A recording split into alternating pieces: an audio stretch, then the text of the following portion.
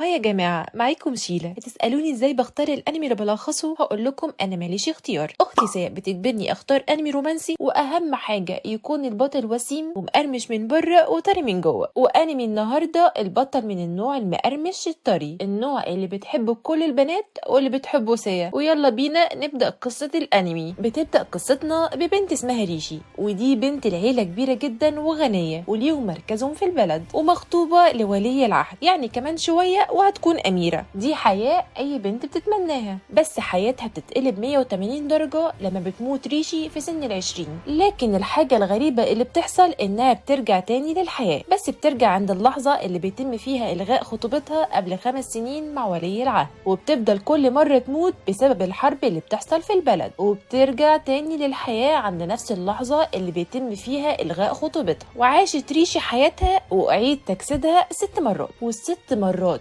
كل مرة بتعيش فيها بشكل مختلف، وكل مرة بتموت بسبب الحرب اللي بتحصل في البلد برضو. ويلا بينا نشوف كل حياة منهم عملت فيها ايه. الحياة الأولى لريشي، بنلاقي ولي العهد بيفسخ الخطوبة معاها، وهو بيقول لها وسط كل الناس انتي ست مخادعة، ما تستحقيش تكوني خطيبة ولي العهد اللي هو أنا، واعتبارا من النهاردة أنا بفسخ الخطوبة معاكي. ريشي بتتصدم وبتقول له ايه هتفسخ الخطوبة؟ وهي زعلانة، وهي بتقول له ليه هتفسخ الخطوبة؟ للأسف انتي هتبوظي المملكة دي، وما ينفعش واحدة زيك تحكمها. لا انت اكيد بتهزر. قال لها لا انا مش بهزر، وهقولك دلوقتي كل الجرايم اللي انتي عملتيها. ريشي بتتصدم اكتر وبتقول له جرايم، وهي مش مصدقة التهم اللي هو بيقولها وهي مش حقيقية، وبتروح لبيت اهلها، وباباها ومامتها بيتبروا منها بسبب اللي حصل وبيطردوها من القصر، ومحدش فيهم بيصدقها ان دي اتهامات باطلة. وبتفضل ريشي تمشي في الشوارع وحيدة في فستانها وهي جعانة ومش معاها فلوس ولا حتى هدوم، وبتقعد على الارض قدام حفرة فيها مية وبتتأمل فيها من كتر ما هي مش عارفة تعمل ايه ولا تروح فين. ما هي بنتي ناس بقى، وعايشة طول حياتها في بقها معلقة من دهب، فجأة كده تترمى في الشارع. وبنلاقي عرب التجار بتمشي من قدامها وبيقفوا اول ما بيشوفوها، وبيقول لها قائد مجموعة التجار شكلك كده بتمر بفترة صعبة، تحبي نوصلك في طريقنا ولا حاجة؟ احنا رايحين البلد اللي بعد دي. وبتنمر عليه بقى التجار اللي معاه، وبيقولوا له انت قلبك حنين قوي اول ما بتشوف بنات حلوة. وبيقول لهم بصوت عالي انا عندي نظرة محدش هيفهمها. وبيقول لريشي تحت ضوء القمر بيتألق حرير الفستان اللي انت لابساه بشكل مبهر، انت كده شكلك من العيله المالكه او من عائله ذوقيه، ازاي انسه صغيره زيك تكون قاعده بره لوحدها في وقت متاخر زي ده؟ وفجاه بتقف ريشي وبتقول له ينفع تشتري الخاتم ده مني؟ وبيقرروا ياخدوها معاهم في طريقهم. وقائد التجار بيقول لها احنا مش بنشتري ولا بنبيع الاشياء، احنا بس بندور على بضاعه تكون نادره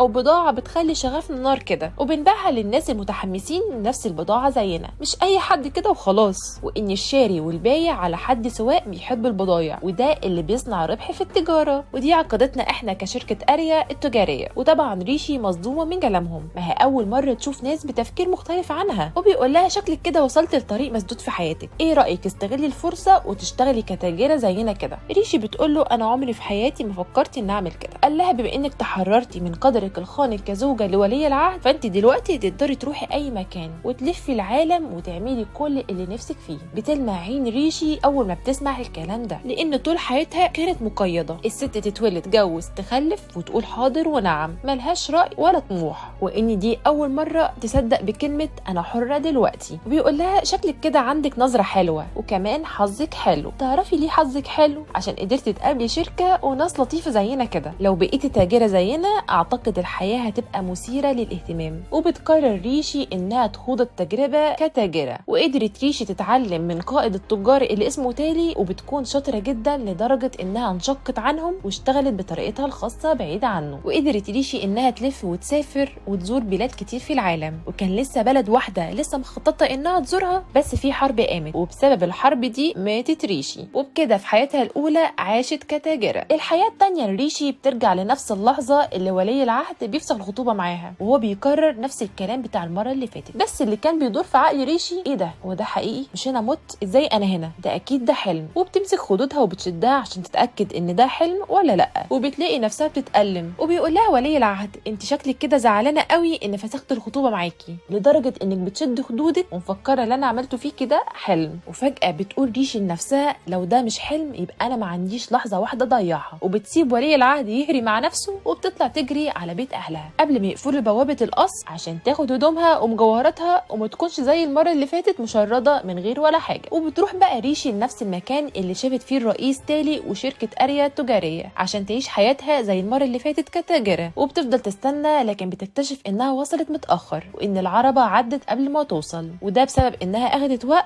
عشان تلم حاجاتها اللي في البيت. بس ريشي مش بتفقد الامل وبتلاقي في الشنطه بتاعتها مجلد النباتات الطبيه الغريبه اللي سابته لها جدتها، وده ادالها الهام عن اللي هي عاوزه تعمله في حياتها التانيه. وبتكلم ريشي بقى نفسها وبتقول الحمد لله ان المره دي معايا فلوس على عكس المره اللي فاتت، عشان كده المره دي محتاجه اقرر بس اي مغامره هعملها والموضوع سهل طالما الفلوس موجوده. واختارت ريشي بقى في حياتها التانيه انها تدرس الطب وباعت كل ممتلكاتها عشان تلف حوالين العالم، وامتلاكها معلومات عن اماكن نمو النباتات واوقات انتشار الاوبئه بفضل معرفتها وخبرتها في حياتها الاولى سخرت ده للخير. وكمان قدرت انها تنقذ امير مملكه في الشمال وحياتها كانت حلوه. بس نفس اللي حصل في حياتها الاولى بسبب الحرب ماتت ريشي. الحياه الثالثه الريشي بترجع لنفس اللحظه اللي ولي العهد بيفسخ الخطوبه معاها، وهو بيكرر برضو نفس الكلام بتاع المره اللي فاتت. بس ريشي المره دي ما كانتش مصدومه وردت على ولي العهد قالت له ماشي تمام اللي انت شايفه، وهو مصدوم من برودها وردها. وبتجري برضو ريشي على قصرها قبل ما يقفلوا البوابه ويطردوها وبتلم حاجتها. وكانت ريشي حاطه هدف تعيشه في حياتها الثالثه وانها تدرس فرع تخصصي كانت درسته في حياتها الثانيه وكانت حابه تتعمق فيه. وقدرت ريشي انها تتدرب على ايد عالم عبقري في المجال ده، وكانت ريشي بتعمل تجارب وابحاث ومستمتعه. بس برضو بسبب الحرب ماتت ريشي. الحياه الرابعه الريشي اشتغلت كخدامه لعيله دوقيه كبيره. نيجي بقى لحياتها السادسه. عاشت ريشي متنكره كرجل والقتال كفارس، لكن في حياتها السادسه بتموت على ايد راجل اسمه ارنولد هاين امبراطور مملكه غالكهاين، الراجل اللي بسببه قامت الحرب دي وبسببه برضو كانت ريشي بتموت في كل حياه بتعيشها بسبب الحرب اللي هو اشعلها. وبيقتل ارنولد كل الفرسان اللي مع ريشي بدم بارد، وبتحاول ريشي انها تقتله بس ما بتعرفش وبتموت على ايده لما سيفه اخترق جسمها. ونيجي بقى للحياه السابعه لريشي. بترجع برضو لنفس اللحظه اللي ولي العهد بيفسخ الخطوبه معاها، وهو بيكرر برضو نفس الكلام بتاع المره اللي فاتت. وبترد عليه ريشي تمام فهمت اللي تشوفه، وهو برضو مصدوم من رد فعلها البارد. كان مفكرها تموت نفسها من العياط وتترجاه انه ما يعملش كده وبتسيبه وبتمشي. وريشي وهي ماشيه بتقرر انها تحاول تعيش مده طويله الحياه دي وانها تحاول ما تموتش بسبب الحرب، وبتقرر انها تختصر الطريق المره دي بدل ما تاخد السلالم الطويله اللي بتاخدها كل مره. وهي ماشيه بتخبط في واحد وبتقول له انا اسفه، بس اول ما بتشوف وشه بتتصدم لان ده ارنولد هاين اللي قتلها في حياتها السادسه، والشخص ده هو سبب انها تموت في كل مره بتعيش فيها ريشي. وبتقول له الامبراطور ارنولد هاين. قال لها انت تعرفي اسمي ازاي؟ انا اول مره اجي فيها المملكه دي. طبعا ريشي بتحاول تلم الموقف بسرعه فبتعرفه ريشي بنفسها وبتقول له بالرغم من ان دي اول مره نشوف فيها بعض بس اعترف ان سمعتك سابقاك. قال لها من شويه قلتي ان الامبراطور، بس انا حاليا مش امبراطور، انا ولي العهد لسه، بابايا لسه حي وهو الامبراطور وانا مجرد ولي عهد. طبعا ريشي مش عارفه ترد عليه بايه فبتعتذر منه انها اتلخبطت مش اكتر. معلش بقى انا لسه فاسخه خطوبتي من شويه وكمان انا مستعجله ومضطره امشي. وفجاه بتجري ريشي ناحيه البلكونه وبتسيب ارنولد هاين مستغرب وهو بيقول فسخت خطوبتها وعلى وشه علامات تعجب. وبيتصدم اكتر لما بيلاقي ريشي بتشمر فستانها وبتمسك جزمتها وبتنط من البلكونه وبيقف يتفرج عليها وهو مبسوط ومبتسم. وبيقول للحارس بتاعه يلا جهز حصاني، وشكله كده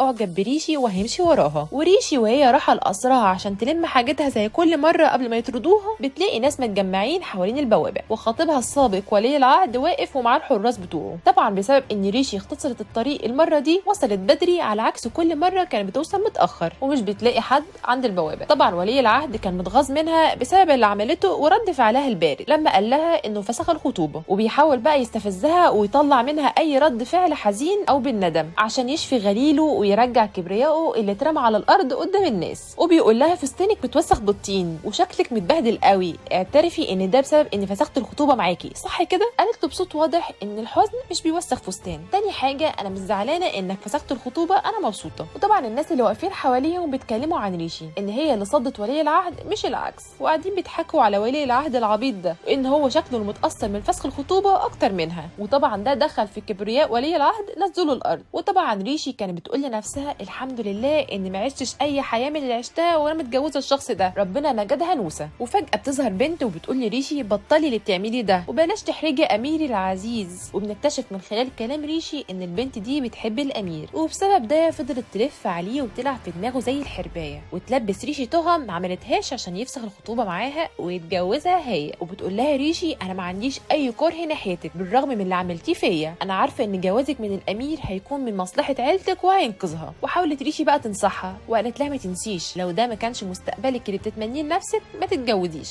وبتقول لها ريشي ايجاد السعاده لنفسك ولعيلتك اعتقد انك ممكن تعرفي تعمليهم سوا. والبنت يا عيني اول مره تسمع كلمه مستقبل، وبتسيبهم ريشي وبتمشي وقاعده بتقول لنفسها يا ترى هروح فين دلوقتي يا ربي، منك لله يا ولي عهد يا غبي انت. وفجاه بيجري ورا ريشي حارس وبيمسكها من كتفها، وفي نفس الوقت بتحس بالخطر من حد تاني ظهر، وبتمسك ريشي سيف الحارس ده وبتصده سيف كان بيحاول يهاجمها. وبيطلع الامير ارنولد هاين وقال لها زي ما توقعت انت كمان خبيره بالسيف، اتعلمتي منين مهارات السيف دي؟ ريشي بتقول له ده سر للاسف، ومهاراتي مش ممتازه لدرجه انك تمدحني عليها يعني. وطبعا ولي العهد الغبي خطيب ريشي سابقا بيغير وبيقول له انت مين؟ ابعد عن ريشي فورا. وبتأمرهم ريشي ان كله يقف مكانه واننا ما ينفعش نستخدم العنف ضد ولي عهد مملكه غالكهاين، وكله مصدوم من كلامها. وبنسمع واحد من الناس اللي واقفين بيقول عليه انه هو مشهور جدا والناس مسمياه الامير الوحش، وان اباد لوحده مجموعه كبيره من الفرسان. وبتساله ريشي ايها الامير ارنولد ممكن اعرف ايه اللي جابك هنا؟ اعتقد انك ما رفعتش سيفك كده للتسليه. قال لها عندك حق. وريشي بتقول لنفسها انا في حياتي السادسه مت على ايد الراجل ده، وفي يوم ما هيكون هو السبب في الحرب اللي هتقوم في العالم كله. وفجاه بنلاقي الامير ارنولد بيركع قدام ريشي وبيمسك ايديها وبيعرض عليها انها تكون مراته. ريشي مصدومه وبتقول له ايه؟ الراجل اللي قتلها بتقدم لها عشان يتجوزها، اكيد ده مش منطق. وفجاه بيقطعهم وصول عربه الملك، وبينزل الملك وبيجري عليه ولي العهد. بابا انت ايه اللي جابك هنا؟ وبيمسكوا من رقبته ويحدفوا على الارض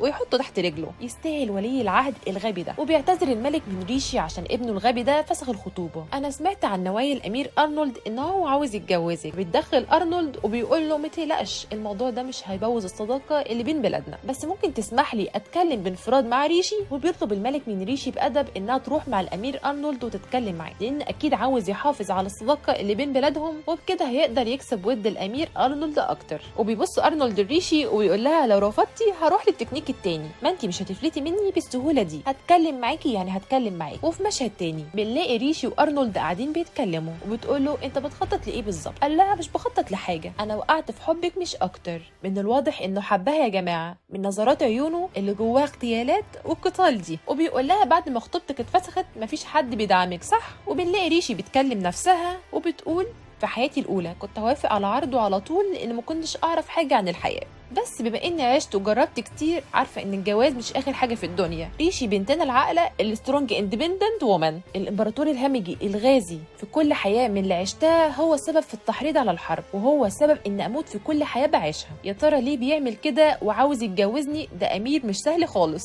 يا ترى لو قبلت واتجوزته هعرف السبب وراء تحريضه للحرب؟ قالت له ريشي تمام موافقه اتجوزك، بس عندي شويه شروط انانيه هتوافق عليها ولا لا؟ قال لها طالما اقدر هحقق لك اي امنيه انت عاوزاها. قالت له اول حاجه كل حاجه هنجيبها في حفل جوازنا هتكون من خلال شركه اريا التجاريه، ويا ريت بعد الجواز تسيب لي مساحه استقبل فيها ضيوف من بلاد تانية، وعاوز اعيش بصوره منفصله عنك. واهم نقطه اني همشي في كل حته في القصر وانام واصحى براحتي ومش عاوزه مسؤوليات، قله صنعه ومرعى طول اليوم. واهم اهم اهم نقطه ممنوع تلمسني نهائي. قال لها طلباتك كلها اوامر. تاني يوم بنلاقي ريشي وارنولد راكبين العربيه وراحه معاه بقى بلده عشان يتجوزوا هناك، وبنلاقي ريشي نايمه وساندة على سيف ارنولد زي المخده وبتاكل رز مع الملائكه. فجاه حست ان في حد هيلمسها وطلعت السيف وكانت لسه هتهاجمه، وبتلاقيه ارنولد وفضل ثابت مكانه مستغرب ازاي حست بيه من قبل ما يلمسها. بتعمل ايه بايدك الحلوه دي؟ انت وعدتني انك مش هتلمسني، يا ريت ما تعاملنيش باحتقار قوي كده، انا كنت بحاول ببساطه اخد اللي انت خدتيه مني. وبتكتشف ريشي انها كانت نايمه على السيف بتاعه من غير ما تحس، وبتفضل تعتذر له وتقول له انا اسفه ما خدتش بالي.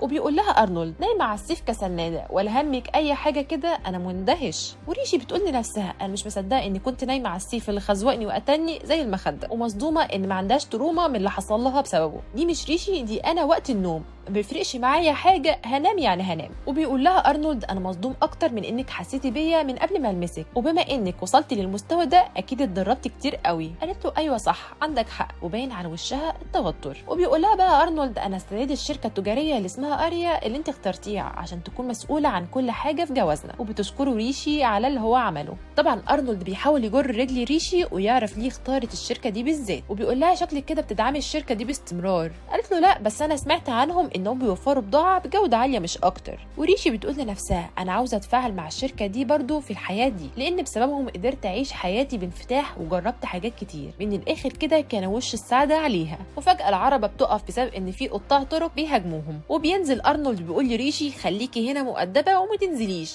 وبيقفل الباب عليها بالمفتاح. وتقول ريشي لنفسها وهي مستغربه ليه بينزل ويقاتل بنفسه طالما جنوده قايمين بالواجب يعني. طبعا ريشي تقعد ساكته، لا طبعا ما تسكتش، تطلع الدبوس من شعرها وتفتح الباب. واول ما بتنزل بتتفاجئ من وضع وحشيه ارنولد في القتال، وبتلاقيه مخلص على كل رجاله قطاع الطرق. بس بتكتشف ريشي ان هو ما قتلش ولا واحد فيهم، هو بس سبب لهم اصابات، ومستغربه ازاي الامير الوحشي القاتل يسيبهم كده عايشين. وبنلاقي واحد من جنود الامير ارنولد مصاب، وبتجري ريشي عليه وبتساله مالك انت كويس، حاسس بايه؟ انا حاسس بس ان جسمي متخدر. وبتمسك ريشي السيف اللي اتصاب بيه، وبيجي من وراها الامير ارنولد وبيقول لها السيف مسموم صح؟ وبيأمر بقى الباقي انه يساعد زميلهم ويربطوا مكان الجرح عشان السم ما يوصلش للقلب، ويحاولوا يمصوا السم ده ويخرجوه من جسمه. وبتقول ريشي لارنولد انها تقدر تصنع ترياق، وانها عرفت نوع السم اللي استخدموه. وبتستخدم بقى ريشي النباتات اللي كانت معاها، وبتبدا تعمل الترياق، وكل مصدوم من اللي بتعمله. ازاي اميره بنت ناس تعرف تعمل حاجه زي دي؟ طبعا بعد ما خلصت وبتحاول بقى تعالجهم وبتقول لهم يلا، بنلاقي كل الجنود خايفين منها ومن الترياق اللي هي عاملاه.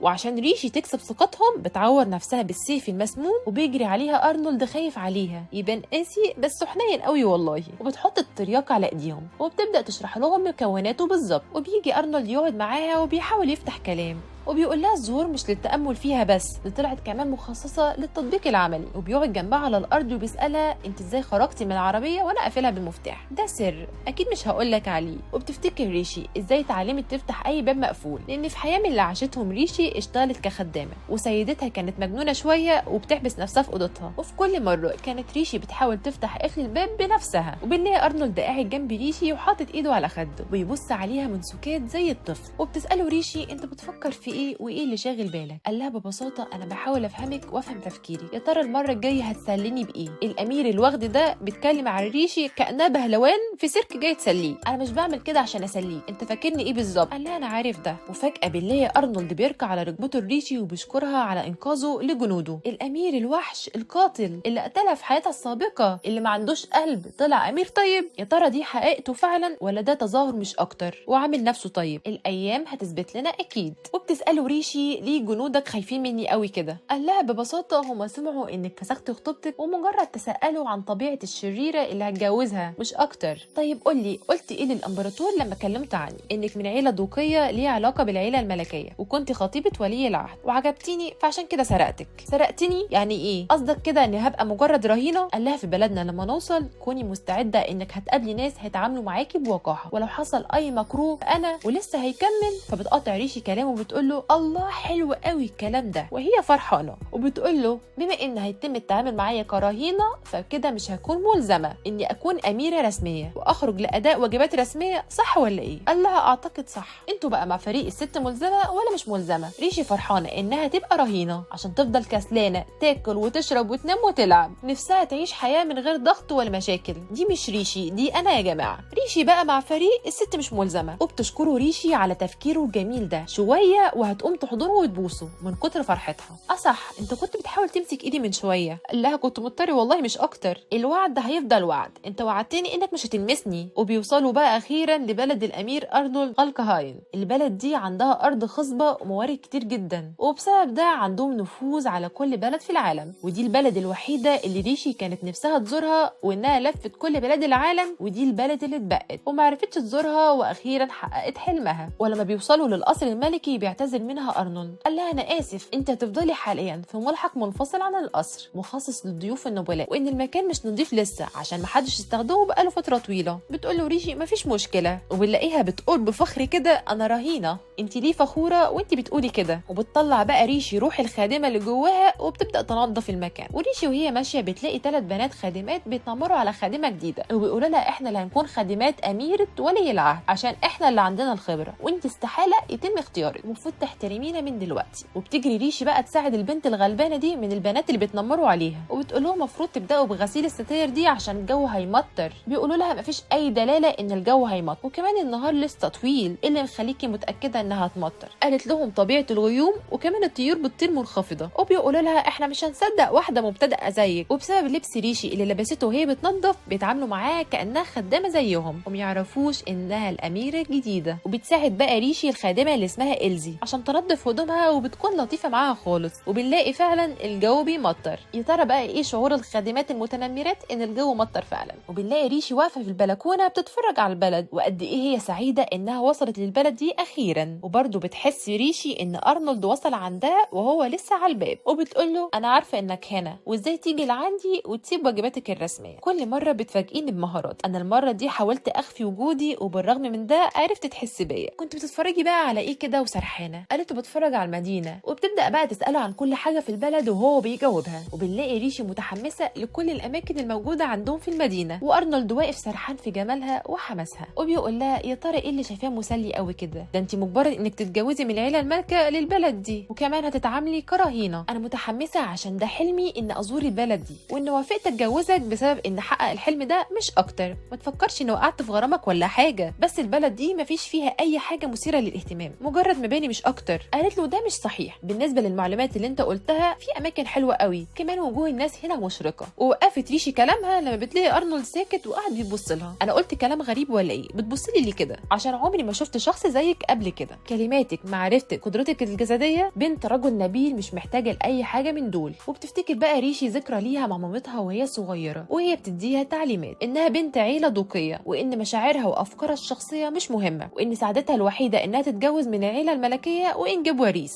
وانها كل اللي هتحتاجه انها تحضر المناسبات الاجتماعيه، وانها تركز بس على الفنون المنزليه مش الدراسه الاكاديميه. وبتقول لارنولد حتى لو الناس يعتبروا الامور دي ملهاش لازمه، هتفضل كل واحده منهم ثمينه بالنسبه لي، دي ثروه مش هخسرها ابدا. وبيقول لها ارنولد انا عارف الكلام ده، وهو بيضحك، بيبقى قمر يا جماعه وهو مبتسم قوي كده. وبيقرب من ريشي ويحط ايديه على خدها. اعملي اللي انت عاوزاه بدون قيود، اوعدك ان هدعمك في كل امنياتك وهستمر في مساعدتك طول الوقت. يا ترى بقى بتقولي الكلام ده ليه؟ عشان انا وقعت في حبك. طبعا ريشي بتقول لنفسها بيعرف يكذب كويس قوي، يقع في حبي انا الامير الوحش؟ ده اكيد وراه حاجه ولازم اعرفها. وقبل ما يمشي قال لها انا اسف، انا وانتي اتفقنا اني ما المسكيش، بس للاسف ضعفت اول مره دي، سامحيني. ريشي واقفه مصدومه طبعا لانها لحد دلوقتي مش عارفه تفهمه خالص. يا ترى بيخطط لايه اميرنا الوحش الوسيم ده؟ تاني يوم بتصحى ريشي على صوت اوليفر مساعد ارنولد، وبتغير هدوم نومها بسرعه وتفتح له الباب. انا اسف قوي ان صحيتك من نومك، بس ده الوقت الوحيد اللي بعرف اكون فيه فاضي، ما انت عارفه بقى شغلنا مش بيخلص. قالت له انت مش بتنام خالص ولا ايه؟ قال لها بس حالي افضل من حال الناس التانية، حتى الامير ارنولد مش بيعرف ياخد قيلوله حتى، كل ده بسبب الضغط الشغل اللي علينا الفتره دي. وبتحاول بقى ريشي تستفرد بيه وبتساله بقى بما انه مساعد الامير ارنولد لفتره طويله، تعرف ليه قرر فجاه يتجوزني؟ بصراحه انا كده اتفاجئت زيك، لان اللي اعرفه ان هو كان رافض ان يتجوز خالص، او انه حتى يتعرف على بنت، وكل ده اتغير لما اتعرف عليك، وانه من يومها هو سعيد وبيضحك، وده على عكس شخصيته العاديه. المهم انا جالك بس عشان اوريك قائمه الضيوف اللي هيحضروا حفل الزفاف، وكمان دي قائمه ضيوف اللي هيحضروا حفله بكره. وبتتفاجئ ريشي ان في حفله بكره. تاني يوم بتروح ريشي جري على مكتب اميرنا الوسيم ارنولد، وبتقول له انا عندي طلب، مش انت قلت لي قبل كده اطلبي اي حاجه انت عاوزاها وانا احققها؟ وبتطلب منه بقى ان هي اللي تختار الخادمات بتوعها بنفسها. قال لها بس كده اعملي اللي انت عاوزاه وشايفاه مناسب.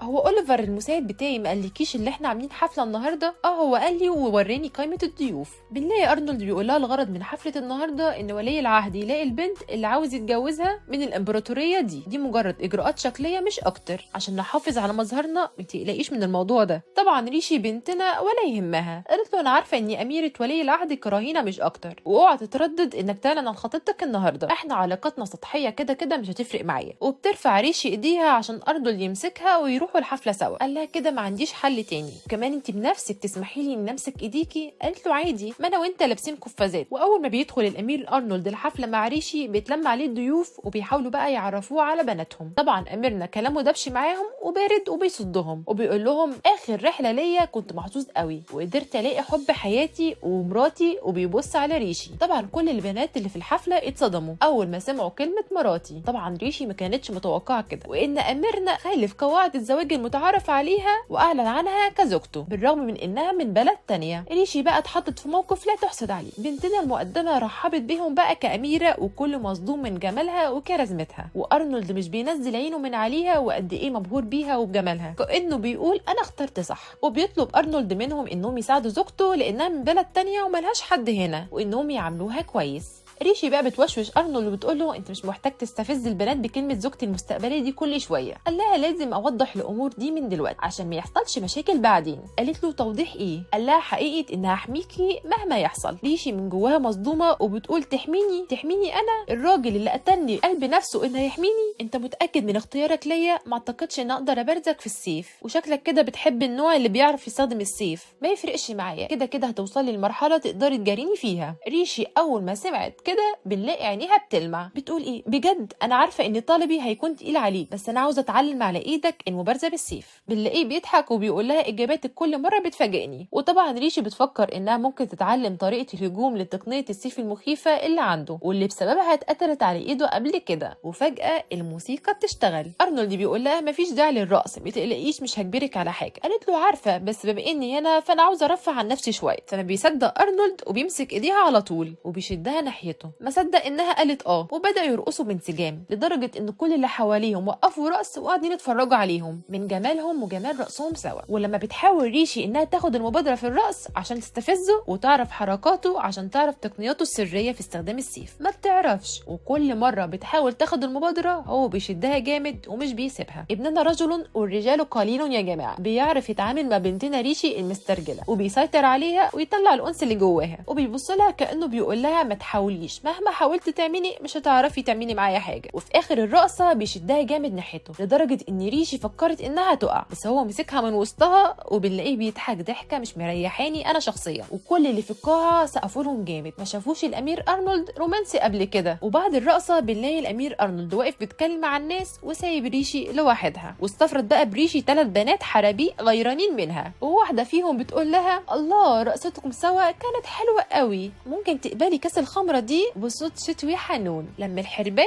تحاول تعمل نفسها كيوت بالظبط، وبيضحكوا بخبز. طبعا ريشي عندها خبره مع البنات اللي زيها. بتمسك بقى ريشي الكاس منها وبتشم ريحه فلفل حار في الكاس وعارفه ان ده مقلب، وبالرغم من كده ريشي شربته وما حصلهاش اي حاجه وما حسيتش بحاجه قدامهم، وهم كانوا هيموتوا من الغيظ انها ما حسيتش باي حاجه وفضلت تمدح ان الخمر طعمه حلو قوي، واخدوا بعضهم ومشوا. وبتخرج بقى ريشي بره تكمل شرب وبتقول حار. فجاه بتسمع ارنولد وراها بيقول لها حار؟ ايه اللي حار؟ قالت له الخمر ده خليط خاص بالفلفل الحار، مش مفروض تتخلصي منه؟ لا، الخمر ده فقط فرصته ليتم الاستمتاع بيه بسبب نكهته، اقل حاجه ان اقدر اعملها عشانه ان اشربه كله. فبيمسك ارنولد منها الكاس وبيشربه كله. قال لها عندك حق، حر قوي. قال لها ده كفيل باداء واجبك تجاه الخمر ده، صح كده؟ قالت له وهي مصدومه ايوه، وبتقول له شكرا لي. يا ترى بقى كنت واقفه بتفكري في ايه واحنا بنرقص سوا؟ مين اللي شاغل تفكيرك؟ كنت بتفكري في شخص غيري صح؟ شكله كده بدا يغير يا جماعه اميرنا الوحش الوسيم. ريشي وشها بيحمر وبتقول لنفسها اكيد مش هقول له ان كنت بفكر في ذاته المستقبليه اللي قتلتني، انا كنت قلقانه على صحتك مش اكتر، ده اللي كنت بفكر فيه. كتفك اللي هنا بيوجعك صح؟ شكلك كده اتعرضت لجرح هنا. وبنلاقي ريشي بسبب قوه ملاحظاتها وخبرتها الطبيه بتعرف ان حركه كتفه الشمال مختلفه عن كتفه اليمين، وحتى في حياتها السابقه لما قتلها كان برضه حركه كتفه مختلفه. بنلاقيه بيفتح عينه ومصدوم من كلامها وبيبتسم وبيبدا يفك زراير قميصه وبيوريها جرح قديم جدا. بتتصدم ريشي وتمسك الجرح بايديها وبتقول له دي ندبه قديمه جدا، وده نتيجه ضرب بالسيف مرارا وتكرارا بنيه القتل. قال لها محدش يعرف عن الجرح ده اللي قليل قوي ومحدش قدر يخمن وجوده قبل كده. وبتساله ريشي ايه سبب اصابته بالجرح ده، بيفضل باصص عليها وما بيردش وبيقول لها الجو برد يلا ندخل، وبيسيبها وبيمشي. تاني يوم بنلاقي ريشي قاعده وسط الخدم بتنكرها وبتغسل، كل ده عشان تعرف مين اللي تختارهم ويكونوا من الخدم بتوعها. وبنلاقي اكبر واقدم 3 و3 خادمات بيتنمروا على البنات الصغيرين الجداد دايما، وطبعا ما حدش يتخيل ان الاميره وسطهم وبتراقبهم. وبنلاقي بعدها كل الخادمات متجمعين عشان الاميره تختار البنات اللي هيكونوا معاها. طبعا كلهم بيتصدموا لما بيشوفوها، لان عمر ما هيجي على بالهم ان الاميره بنفسها بتغسل وتنظف زيهم وقاعده معاهم. وبتعرفهم بقى ريشي بنفسها وبتقول لنفسها انا اسفه يا بنات، انا كنت محتاجه اعرف ظروفكم وحياتكم بنفسي، وكان افضل طريقه ان اتنكر كخادمه زيكم بالظبط. وبتقول ريشي بقى اسماء الخادمات اللي هيكونوا معاها. وفجاه بتعترض الخادمه الاقدم المتنمره ديانا وبتقول لها ليه اخترتي كل الخادمات الجداد وسايبه الاقدم اللي عندهم خبره اكتر؟ ده ظلم. انسه ديانا اعتبار من النهارده مش هتشتغلي كخادمه تاني. طبعا اتصدمت وانهارت وقعدت على الارض من الصدمه. هل ريشي هتظلمها كده حتى لو هي متنمره؟ وبتسالها ريشي هل انت اول ما جيتي للقصر كان عندك الخبره دي؟ قالت لها لا.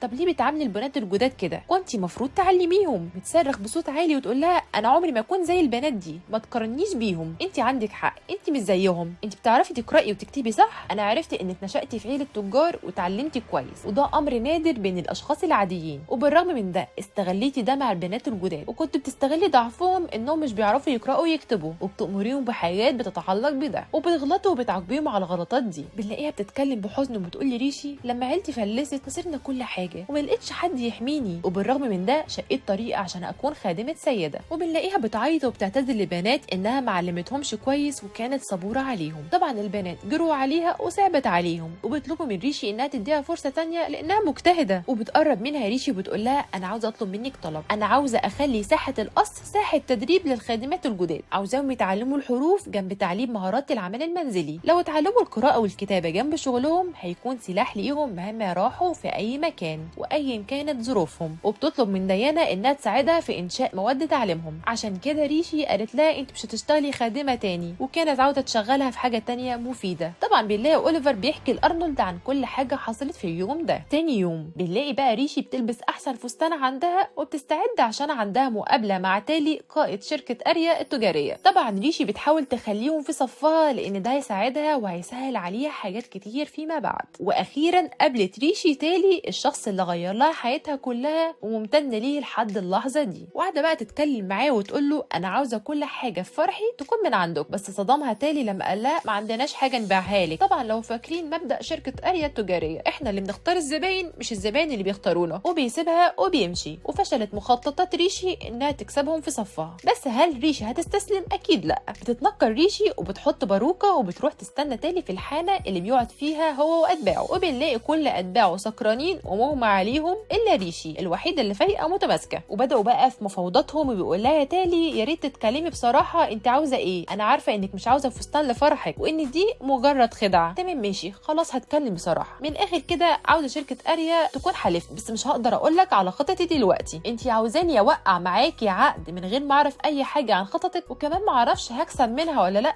دي اكتر حاجه بيكرهها التجار. ما تقلقش هقدم لك تعويض لو حصل اي حاجه. طبعا بنلاقي ريشي بتتكلم مع نفسها وبتقول انا بعمل ده بس عشان احاول امنع ولي العهد ارنولد ان يشن الحرب على البلاد التانية واتجنب المستقبل المليان حروب، بس طبعا مش هعرف اقول لك الكلام ده. وبكده عرفنا خطه ريشي المبدئيه لعوده شركه اريا التجاريه حليفه ليها، بس لسه ما نعرفش هتوقف الحرب ازاي وباي طريقه. وبعد جدال طويل اتفقوا على ان ريشي هتاخد مهله اسبوع تدور فيها على فكره وتعرضها عليه. لو الفكره عجبته هيوافق وهيكون حليفها. وقبل ما تمشي بتديله كيس فيه دواء وبتقول له اديه لاتباعك لما يصحوا. قال لها ايه ده؟ قالت له هتفهم لما ياخدوا الدواء ده. وبتسيبه وبتمشي. وبترجع بقى ريشي لاوضتها عن طريق البلكونه متخفيه عشان ما حدش يعرف انها خرجت. بتدخل بقى ريشي اوضتها بتلاقي ارنولد قاعد مستنيها وبيقول لها اتاخرتي قوي. ارنولد ده في عرق الرجل الشرقي. ريشي وشها احمر وبتقول له انت بتعمل ايه هنا؟ قال لها سمعت ان عرضك التجاري اترفض مع شركه اريا التجاريه. الموضوع ده غريب جدا، تاجر بسيط بيرفض طلب من اميره ولي العهد؟ انا اللي قلت لك تقضي وقتك زي ما انت عاوزه، ومن الغريب ان انتقد تصرفاتك دلوقتي، عشان كده استنيتك لحد ما ترجعي، دي افضل حاجه اعملها. يا جماعه قعدته دي على الكرسي وهو حاطط ايده على خده وكاريزمته خطفت قلبي. هذا هو زوجي، انا اللي حجزت الاول مش سيا. طبعا ارنولد بيحاول يتماسك وبيحاول يخفي قد ايه هو قلقان وغيران عليها، وبيقوم لها بقى وبيمشي ناحيته. وريشي يا عيني بتخاف منه وبترجع لورا ناحيه الشباك، مفيش مكان تهرب فيه خلاص. وبيقرب منها وبيحط ايده على الشباك، الحركه اللي بتخطف قلوب كل البنات. كلنا وقعنا في حبه خلاص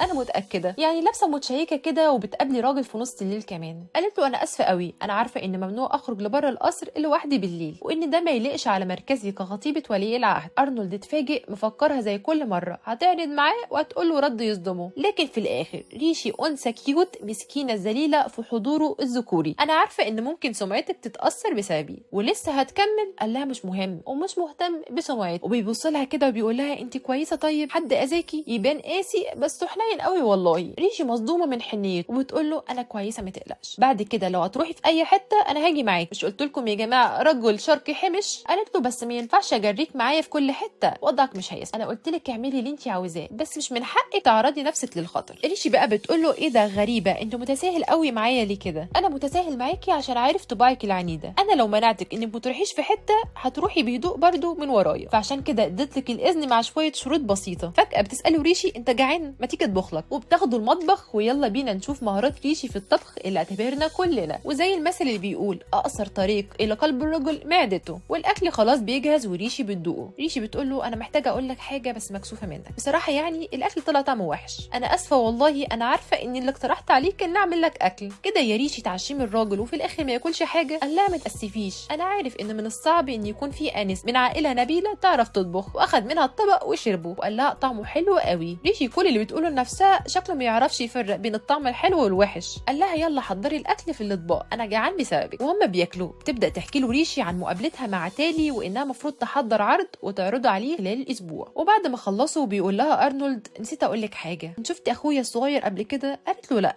طب كويس قوي، لو حاول يقرب منك ارفضي انك تقابليه خالص. طب ليه؟ ممكن تعرفني السبب؟ قال لها بصوت حاد لا، ودي حاجه مش محتاجه تعرفيها واسمعي الكلام وبس. وبيسيبها وبيمشي. تاني يوم بتروح ريشي لقطعه الارض اللي بتزرعها مع الحراس بتوعها، وبتلاقي حد نايم هناك وبيقول لها ريشي اخيرا شفتك، انا بعتلك رسائل كتير مكتوب فيها ان عاوزه اشوفك بس اخويا مش بيرضى يبعت الرسائل، اخويا لئيم قوي. طبعا ريشي واقفه متنحه وبتردش. ضحك وقال لها ما تتوتريش قوي كده، انا تيودر اوستهاين المرشح الثاني للعرش والاخ الاصغر لارنولد هاين. طبعا ريشي في موقف لا تحسد عليه، بما ان ارنولد قال لها ما تحاولش تكون قريبه من اخوه بس هتبقى قليله الذوق لو تجاهلته، وخصوصا ان هو قدامها بشكل مباشر ولطيف معاها. وبترحب بقى بيه ريشي وبتعرفه بنفسها، ولما بيحاول يسال ريشي عن حاجه عن الارض اللي بتزرعها عشان تقرب منه ويستفرد بيها بعيدا عن الحراس، بيقول لها بصوت واطي انا هنا عشان انقذك، انت مسكينه خالص، اجبروكي تيجي كل الطريق ده لحد هنا وفي الواقع انت مش عروسه انت رهينه. ريشي بقى بتصدمه بردها وبتقول له انا عارفه ده، يا ريت ما تقلقش عليا، كده كده الامير ارنولد لطيف معايا قوي. قال لها بجد؟ طب تمام حلو قوي الكلام ده، انا مبسوط اني شفت، يلا سلام اشوفك في وقت تاني. وبيمشي وبيسيبها. وريشي بقى بتحاول تسال الحراس عنه وبتقول له انتوا عارفين ليه الامير ارنولد منعني ان احاول ما اقربش من اخوه الصغير؟ طب هو واخوه طيب قريبين من بعض؟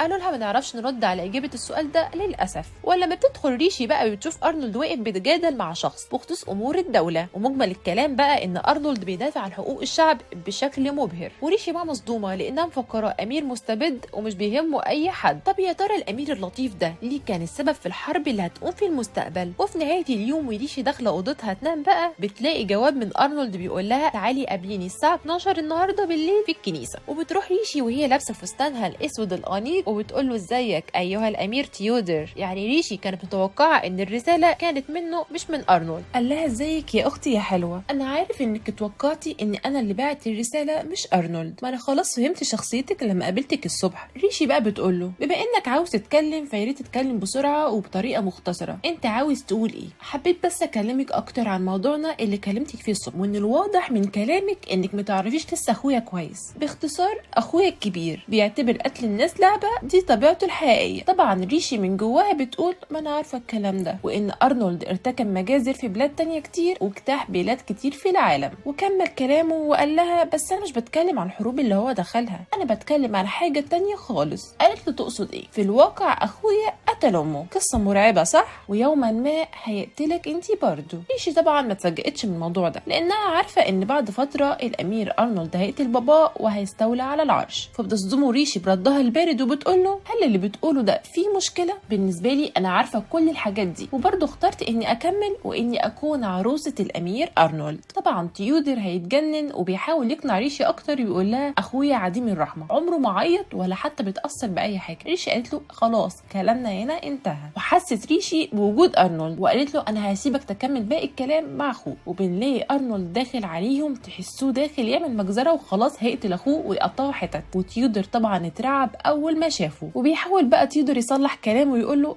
ده سوء فهم، الكلام اللي انا قلته ده والكلام اللي قلته ده عارف انه مش حقيقي تماما. بيحاول بقى ينقذ نفسه. ارنولد بيقول له تيودر مش انا قلت لك قبل كده انك تبعد عن ريشي؟ قال له انا عارف، انا اسف جدا. وبيطلب ارنولد من ريشي انهم يمشوا، وبيقول لها يلا بينا يا ريشي نمشي من هنا. ريشي بتقول له استنى بس، انا همشي وهسيبك تقعد تتكلم مع اخوك شويه. قال لها مفيش داعي، وريشي طبعا مصره. قال لها بصوت قوي ريشي. قالت له خلاص تمام اللي انت شايفه. بنلاقي فجاه تيودر بيضحك وبيقول زي ما توقعت تماما، ضحكته دي مش عجباني. وفجاه بيقول لارنولد انا اسف مره تانية، ومش هقول كلام قاسي لعروستك بعد كده. وبيسيبهم وبيمشي. وارنولد بقى بيستفرد بريشي وبيقول لها مش انا قلت لك قبل كده ما تتعامليش مع اخويا الصغير، ولو حاول يقرب منك تجاهليه؟ ريشي بتقول له انا عارفه ده، بس ما قدرتش اتجاهل الرساله اللي كانت مبعوثه ليا باسمك، بس انا جايه هنا وعارفه انك هتيجي ورايا وراهنت على ده. وبتفضل ريشي بصاله ومش بتتكلم. قال لها ايه مالك سرحانه في ايه؟ ريشي بتقول له ليه الناس دايما بتقول عليك انك شخص قاسي؟ غالبا لان دي الحقيقه، انا عارف انك في الحروب السابقه قتلت ناس كتير، بس اللي انا شايفاه في البلد دي انك شخص لطيف جدا. وفجاه بيقول لها ارنولد بصوت واطي شكل كده اعتنيت بيكي كويس. وبيمسك ريشي من رقبتها وبيقول لها لو عاوزه تعيشي هنا كويس يا بنت الحلال لازم تشيلي من عقلك النظريه الساذجه دي تماما. ريشي ولا بتترعب من كلامه ولا من مسكه ايده حتى. انا واثقه من كلامي ومن اللي انا شايفاه ومش هتراجع عنه. انت ما شفتينيش خالص في ساحه المعركه، انت مش عارفه انت بتتكلمي عن ايه. وفي الحقيقه هو ما يعرفش انها شافت جانبه الوحشي والقاتل وجربت ده بنفسها لما قتلها. الشخص اللي اعتنى بيا كويس قوي كده وعاملني بلوك كان انت. وبتمسك ريشي ايده اللي على رقبتها وبتقول له مع ذلك انا عارفه انك مش شخص قاسي يا زوجي العزيز. وبيفضلوا يبصوا لبعض وهم ساكتين. وبيقول لها ارنولد انا شايف جواكي عزيمه عمري ما شفتها قبل كده، انا بشوفها في عينيكي برضو العزيمه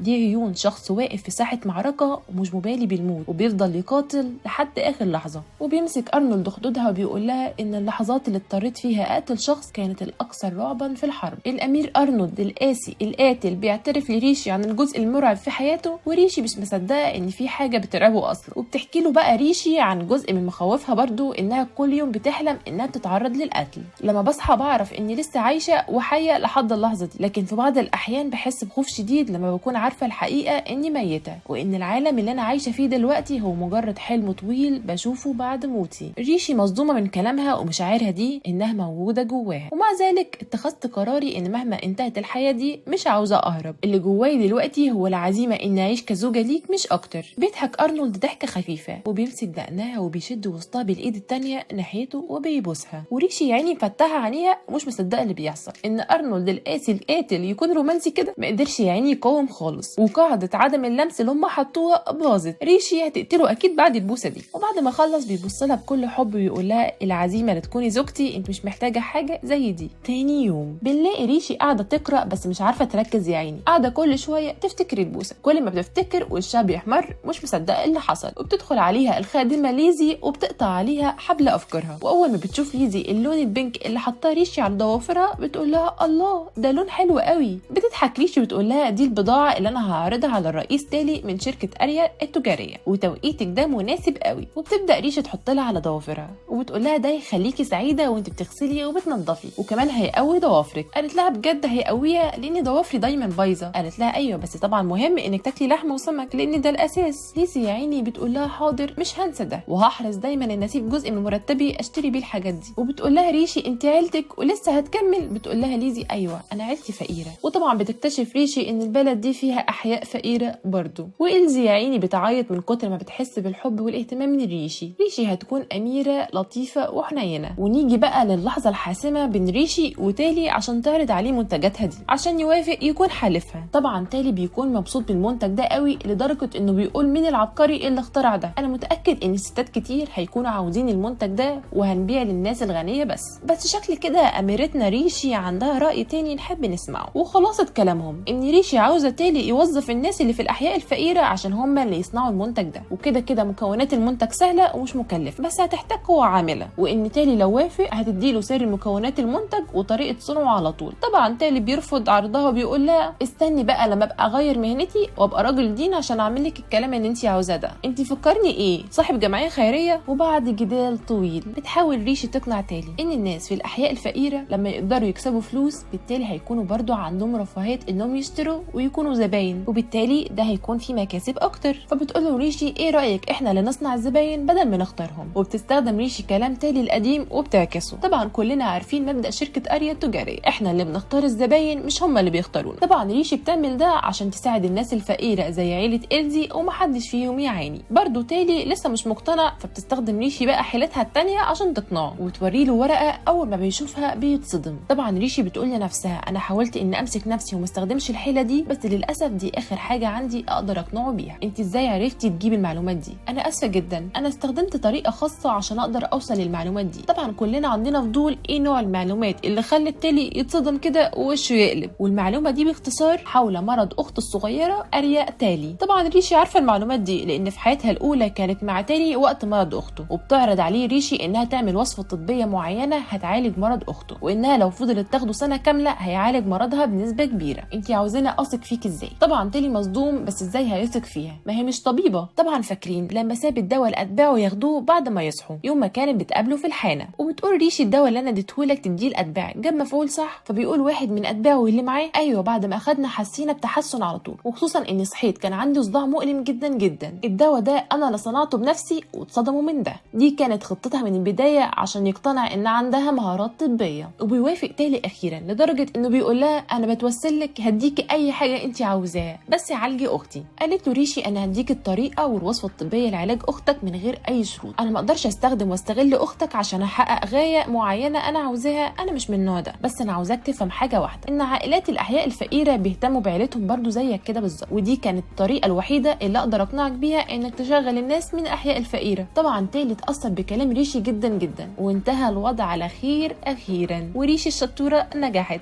طبعا من كتر التعب بيغمى على ريشي، لكن فجاه بنلاقيها مخطوفه، وبنلاقي اللي خطفها إلزي خادمتها وكمان واحد من الحراس اللي بيحرسوها، وده كله من تخطيط تيودر اخو ارنولد الصغير. يا ترى عاوز ايه من ريشي ومش عاوز يسيبها في حالها. وبنرجع بقى قبل خطف ريشي ب5 دقايق قبل ما يغمى عليها، وهي متوقعه انها تتخطف، وان إلزي والحارس متواطئين مع تيودر، وبتقول لهم الامير تيودر قال لكم تعملوا فيا حاجه مش كده؟ اتخضوا اول ما قالت لهم كده، شكلها كده ساحره او عندها قوه خارقه. تقول لها إلزي انت عرفتي ازاي؟ قالت لها الرساله اللي جات لي في اوضتي من كام يوم من الامير تيودر اللي وصلها اوضتي كان انت يا إلزي، انت الخادمه الوحيده اللي هنا منحدره من الاحياء الفقيره، انت وسيد كامل الحارس. وانا عرفت ان لسنوات عديده الامير تيودر كان بيدعم الاحياء الفقيره بشكل سري. فبيقول لها كامل الحارس كلامك صح، وامرنا الامير تيودر اننا نخطفك ونحبسك. وبتقول لها إلزي بس طلب مننا ان ما ناذيكيش خالص. بتقول لهم ريشي فهمت ممكن تقولوا له التفاصيل بعدين، يلا بينا نمشي واخطفوني وسجنوني زي خطه الامير تيودر بالظبط. هم واقفين مش فاهمين ايه الاميره العجيبه دي. وفي مشهد تاني بنلاقي بقى تيودر قاعد مع اخوه، يا ريت تدخل في الموضوع على طول. ارنولد قاعد ولا هم، وريشي ولا اي حاجه. ازاي مش قلقان عليها كده؟ تقريبا لانه عارف انها بتعرف تسد وتتصرف في اي موقف. خطيبته شقيه مجنونه، بيقول له انا عاوز اكون الخليفه التاني للعرش، يعني من الاخر اعلن انك هتتنازل عن العرش نهائي، لو ما عملتش كده مش هقدر اقول لك هيحصل في ريشي ايه، وانت اكيد مش عاوز يحصل لها حاجه وحشه بعد الشر عليها لان شكلك بتحبها قوي. وارنولد قاعد لا مبالي كالعاده ولا بيرد عليه، وبيقول له تيودر انا عارف انك من جواك قلقان عليها، حتى لو ده مش ظاهر على وشك، اعترف انك قلقان لانها مهمه بالنسبه لك وعاوزها جنبك على عكسي، انت حتى مش عاوز تشوف وشي، ولكن اخوك يعني اللي معاك دايما، وهي واحده جديده لسه داخله حياتك بتهتم بيها اكتر مني. شكله كده يا جماعه غيران من ريشي وعاوز اخوه يهتم بيه ويدلعه زيها كده بالظبط. وبيحاول بقى يتشقلب ويستفز ارنولد عشان يشوف اي رد فعل من اخوه، يبين انه قلقان او خايف او اي حاجه، عاوز يشوف اي ضعف يظهر منه. وبيبدا بقى اميرنا الوسيم يتكلم. تيودر انت قلت لي انك حبستها صح؟ يا ترى المكان اللي انت حبستها فيه ده سجن ولا ايه؟ لا حبستها في اوضه شبه السجن والباب مقفول طبعا. مقفول؟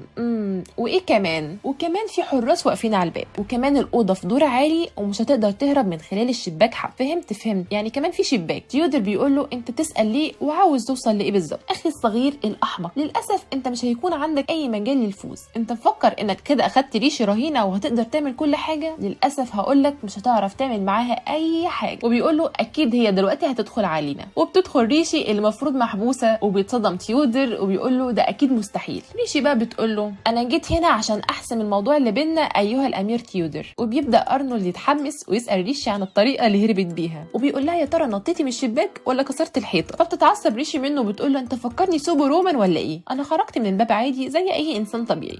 خرجتي من باب عادي وكمان باب واقف قدامه حراس وبتسمي ده عادي؟ وبيسالها تيودر ازاي عملتيها؟ ده اكيد حد خاني وساعدك تساعدك عشان تهربي. وبتقول ريشي للامير تيودر احب اوجه لك كام نصيحه. اول حاجه، لما تحبس شخص لازم تتاكد انك مراقبه طول الوقت، وما ينفعش تسيبه في اوضه لوحده، ولازم تسيب معاه في الاوضه نفسها 2 حراس على الاقل. تاني حاجه، لازم تتاكد ان السجين بيتفتش كل جزء من هدومه كويس جدا، بالطريقه دي هتتاكد ان ما يكونش معاه اي اسلحه او ادوات للهرب. تالت حاجه، لازم تربط ايديه ورا ظهره، وافضل حاجه تعملها انك تربطه في عمود او سرير. انت عارف الحاجه الوحيده اللي انت المفروض تعملها انك كمان تكسر ايده ورجله عشان ما يعرفش يتحرك. دي بقى الخطوات اللي المفروض تعملها عشان تسجن شخص ايها الامير تيودر. وفجاه بيمسك ارنولد كتفها وبيرجعها لورا، وبيقولها انت ليه بتدي نصايح للشخص اللي خطفك، وبيقلع الجاكيت بتاعه وبيحطها عليه، خصوصا انها قطعت جزء كبير من فستانها عشان تعرف تهرب. وبنلاحظ ان تيودر عينه راحت على الندبه اللي على كتف اخوه، وكان اول مره يشوفها. وبتسال ريشي تيودر ممكن اعرف ايه هدفك بالظبط؟ ضحك وقال لها ان اكون الخليفه التالي للعرش. قالت له انا عارفه ان الكلام اللي بتقوله ده مش صح، انا شايفه عكس كده تماما، انا شايفه انك عاوز تتنازل عن حقك في الخلافه. طبعا تيودر بيحاول ينكر الموضوع، وبتقول له انا مش عارفه انت ليه استهدفتني انا بالذات. قال لها ما انا قلت لك عشان اخويا يعاني، وان اللي ما قدرش يحمي خطيبته سمعته هتنهار بشكل كامل. بتستخدم شخص تافه زي كده عشان تسرق العرش؟ غريبه، انت اكيد عارف ان الخطه دي مش هتنجح، وحاولت تعمل الخطه السخيفه دي عشان تلطخ سمعتك انت كمجرم. وبتبدا ريشه تقول له انا عارفه انك في فتره ما كنت بتساعد الاحياء الفقيره بقوه، كنت زمان، حاليا انا مش مهتم باي حاجه من الاعمال الخيريه التافهه دي. ريشه بتقول له ده كذب،